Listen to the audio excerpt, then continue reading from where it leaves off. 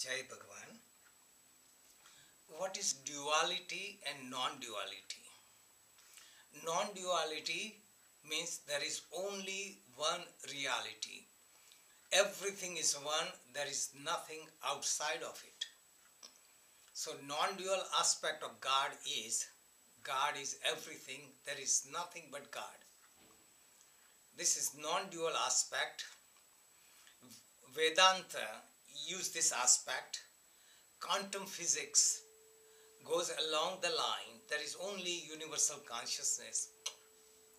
Buddha used that concept and he used that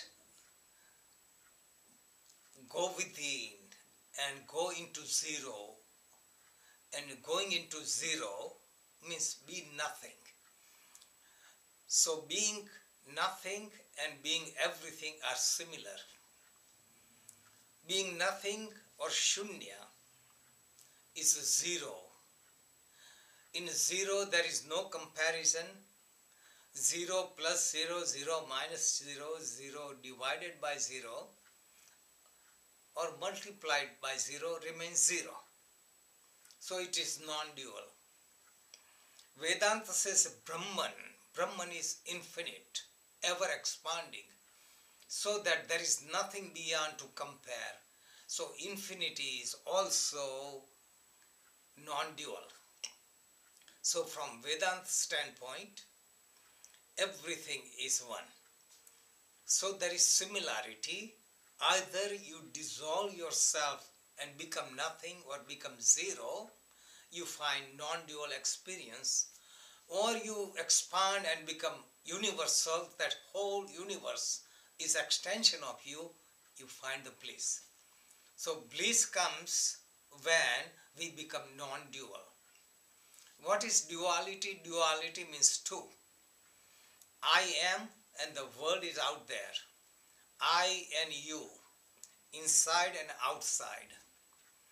So because of duality, we find divisions. And this is the cause of suffering. Mind is the cause of duality. Because of mind, I think I am and you are. In a non-duality, there is no thought. It is I. And Master say, I am that I am. There is nothing but me. So this is the concept of non-duality.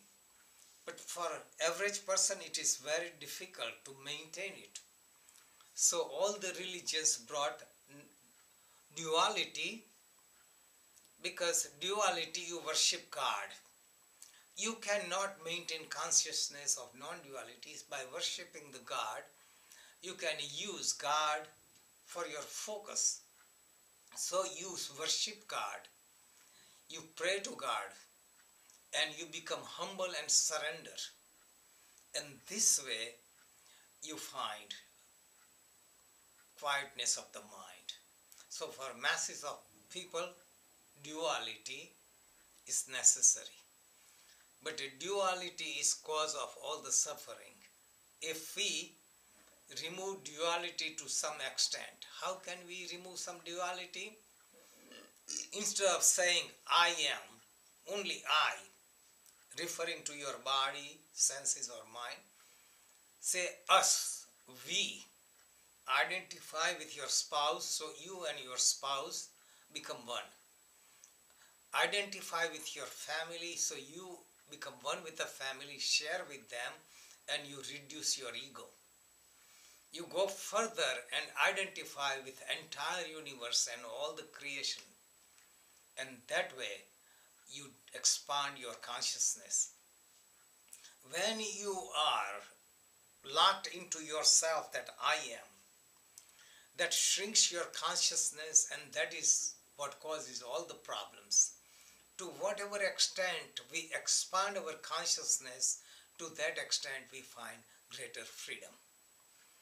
So, people who are married, people who are in the family, they find greater joy. It is found that in third world countries, though they have poverty, but what they have is family. They have love.